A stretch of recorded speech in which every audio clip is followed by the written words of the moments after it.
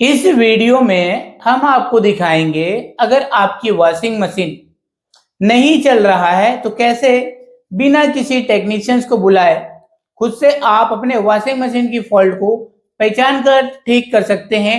कई बार washing machine में ऐसे छोटे छोटे फॉल्ट आ जाते हैं जिसे हमें टेक्नीशियंस को बुलाने की जरूरत नहीं पड़ता है। तो ये है हमारे पास वॉशिंग मशीन। हम इस वॉशिंग मशीन को फॉर एग्जांपल दिखाएंगे ताकि आप अपने वॉशिंग मशीन जो नहीं चल रहा है, चाहे वो उसके वॉश वाले पार्ट हो या फिर स्पिन ड्रायर वाले पार्ट हो, कोई भी पार्ट नहीं चल रहा है, बहुत ही सिंपल बिल्कुल आसान तरीके से आप अपने वॉशिंग मशीन को अपने ही घर पर खुद से रिपेयर कर सकते हैं। तो चलिए हम आपको दिखाते हैं, हमारी वॉशिंग मशीन को दिखा रहे हैं ताकि आप अपने वॉशिंग मशीन की फॉल्ट को इस वीडियो में देखकर पहचान कर खुद से ठीक या फिर रिपेयर कर सकते हैं, बहुत ही सिंपल बिल्कुल आसान तरीके से। तो यहाँ पर देखिए, आप अपने वॉशिंग मशीन के टाइमर वगैरह को ऑन करते हैं, फिर भी आपके वॉशिंग मशीन में ये जो पल्सेटर होते हैं चक्का, वो कई बार नहीं घूमता है। तो सिंपल आपको क्या करना है, हाथ में इस तरीके से पकड़कर घुमाना है। कई बार ऐसा होता है कि नीचे से अटक जाता है जिसकी वजह से ये पार्ट नहीं घूमता है।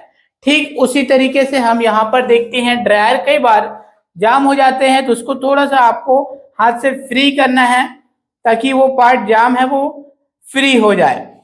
उसके बाद हम देखते हैं कि अगर आपकी वॉशिंग मशीन नहीं चल रहा है तो बिजली के बोर्ड में देखिए ये जो स्विच बोर्ड है, तो स्विच ऑन है या फिर नहीं, स्विच ऑन है फिर भी नहीं चल रहा है, तो आप अपने वॉशिंग मशीन की प्लग को निकालिए।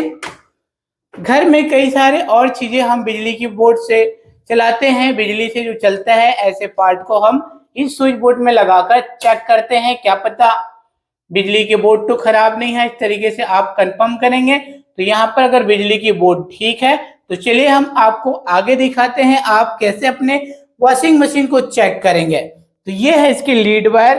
अब हम इसको लीड वायर को पीछे से चेक करते हैं। तो फिर चलिए हम इस लीड वायर को पीछे से दिखाते हैं। जो वॉशिंग मशीन में हमारे एक बार प्रॉब्लम्स आ गए थे, ये देखिए यहाँ पर इस केबल को बारी बारी करके ध्यान से चेक कर दिए। कई बार ऐसा होता है कि चूहे वगैरह घर में होते हैं, वो केबल को काट देते हैं जिनकी वजह से नहीं चलते। कई बार ऐसा होता है शॉर्ट सर्किट या फिर स्पार्क प्रॉब्लम होने की वजह से केबल में थोड़े से जल जाते हैं या शॉर्ट हो जाते हैं।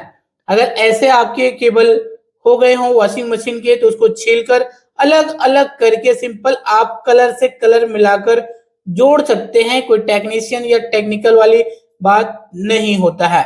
इसके बाद आपने अपने वॉशिंग मशीन की केबल को चेक कर लिया है, फिर भी कोई फॉल्ट नहीं मिला, तो अब आप अपने वॉशिंग मशीन की ये जो पीछे वाले कवर होते हैं उसमें छोटे छोटे पैच लगे होते हैं स्क्रू, उसे खोल लेने हैं। तो मैं यहाँ से खोल दिया हूं। अब सिंपल इस कवर को खींचकर निकालते हैं। इस तरीके से आप अपने वॉशिंग मशीन के अब अंदर ध्यान से चेक करिए।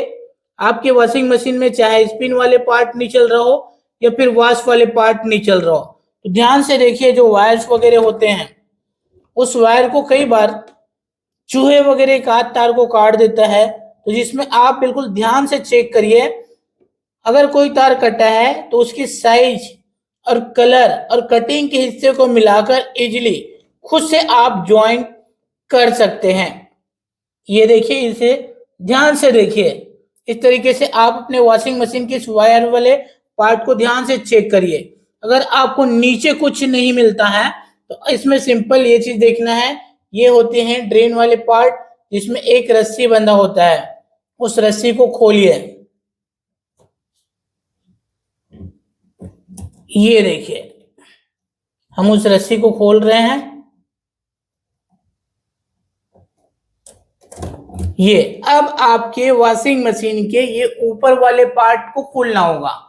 इसमें लगे होते हैं छोटे छोटे स्क्रू जिसे आप टेस्टर या पेचकस की मदद से खोल सकते हैं। तो मैं यहाँ पर वीडियो ज्यादा लंबा ना हो इसलिए पहले ही खोल दिया है।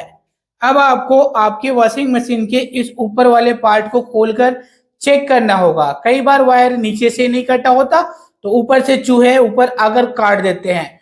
तो इसको इस तरीके से आप ठोकेंगे तो इसके जो लॉक सिस्टम होते हैं साइड से वो खिसक जाएगा, जो कि लॉक से फ्री हो जाएंगे। तब आप इस जगह को ऐसे पकड़कर इस तरीके से खोलिए।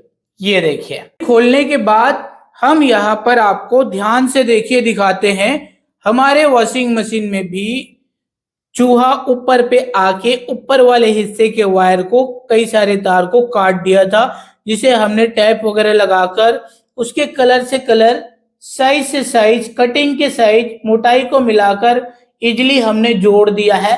हमारा वॉशिंग मशीन स्टार्ट हो गया है। इसी तरीके से आपके वॉशिंग मशीन में भी कोई तार कटे हों नीचे या ऊपर, तो इजिली आप चेक कीजिए, उसे जोड़िए, ताकि आपकी वॉशिंग मशीन नहीं चल रहा था उसे आप खुद से रिपेयर कर सकते हैं। कई बार ऐसे छोटे छोटे फॉल्ट आते हैं जिसे आप इजिली खुद से रिपेयर कर सकते हो।